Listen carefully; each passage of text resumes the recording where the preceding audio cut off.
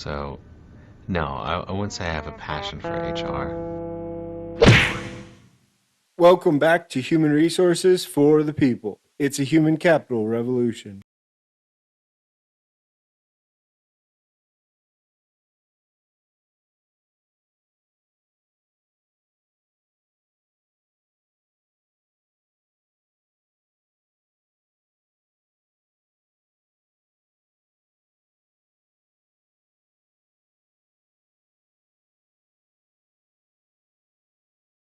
More laws are coming to California's fast food workers, and we're going to talk about it today. This article is from Littler, from Michael Lotito, Joy Rosenquist, and Bruce Sarche. The link is down below if you want to check out more information about this new act that's coming. And it really appears to be sort of a compromise amongst the supermajority of Democrats in the Assembly in California.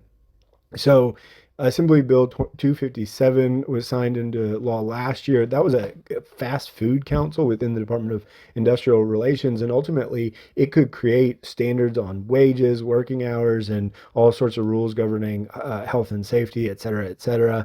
And the industrial groups from it were able to qualify for a referendum in 2024. And so what that basically meant was that it was going to the people for a vote for the Fast Food Council.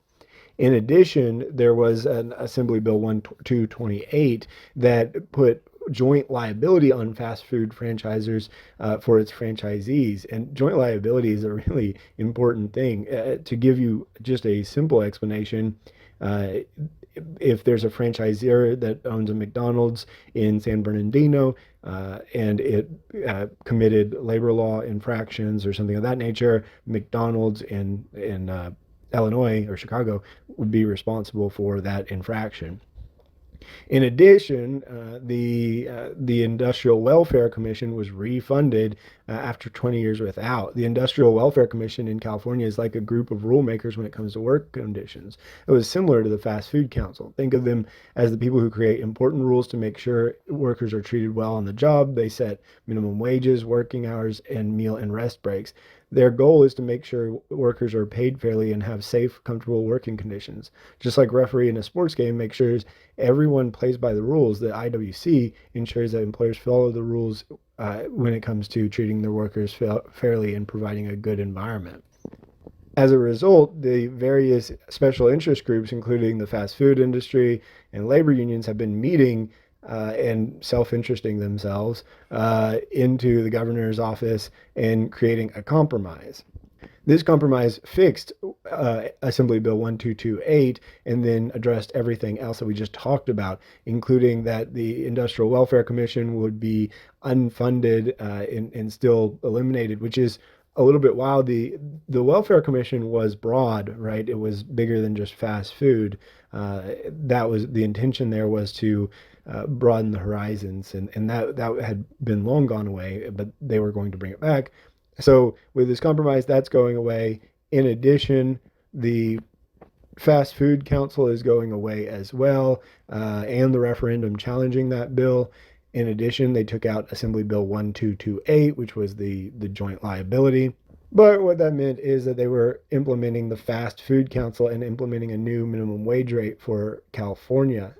This will apply to national fast food chains. They have to have more than 60 restaurants nationally and have to have a share, a common brand. Why these folks were particularly chosen, who knows? Because that's not a real definition, right? Why not 59 restaurants? Why do they have to be national? And why do they have to be fast food? Is the presumption that small mom and pop restaurants can't treat their employees badly? And what ultimately is true is that, frankly, most of the small businesses are more likely to treat their employees badly than bigger ones. I know that sounds counterintuitive, but because they don't have standardized processes and procedures in place, they often treat people unfairly. That's not, of course, universal. There are some very good mom and pop shops, but because they often don't have dedicated human resources and other, like I said, other procedures in place, they can often mistreat employees. But this new fast food council will make recommendations, including standards for working hours and working conditions. Why fast food specifically, no one has any idea. if fast food employees, other than the fact that there's special interests involved, like the Services Employees International Union, which runs the Fight for 15 program. An unelected labor commissioner would be responsible for issuing, amending, or repealing standards developed by the Food Council, and they would send proposed standards. The council would send proposed standards to the commissioner and request that the commissioner prepare a notice of proposed rulemaking action, which is again more unelected councils of people appointed by other people. The Fast Food Council has 9 voting members, 2 representatives of the fast food industry, 2 representatives of the restaurant franchises, of restaurant owners, 2 representatives of fast food restaurant employees, 2 representatives of advocates for fast food restaurant employees, which I assume will be at the SEIU, and then one unaffiliated member of the public who is not an owner, franchisee, officer, or employee in the fast food or labor organization. Why that person is there, who knows? These special interests want to go at it.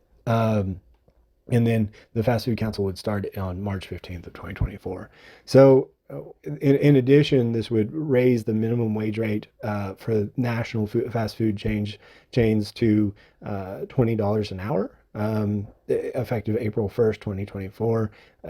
And as a result, you know, I, again, I'm a little bit frustrated by what is clearly special interest groups being involved in workers' rights, in special councils set up by the state. This will benefit big business. Clearly, the smaller chains won't be able to compete against this, and that's why industries, typically have this regulatory capture. Let me know what you think in the comments down below. I do think that it's exciting that the Industrial Welfare Commission is going to be defunded. I think that that is probably a good move. Most likely, this will just push restaurants to eliminate employees altogether, go for automated kiosks, bringing down their costs, and then putting small mom and pop shops out as they bring down their costs. But let me know what you think in the comments down below. Like, share, and subscribe, and we'll see you on the next video. Bye, guys.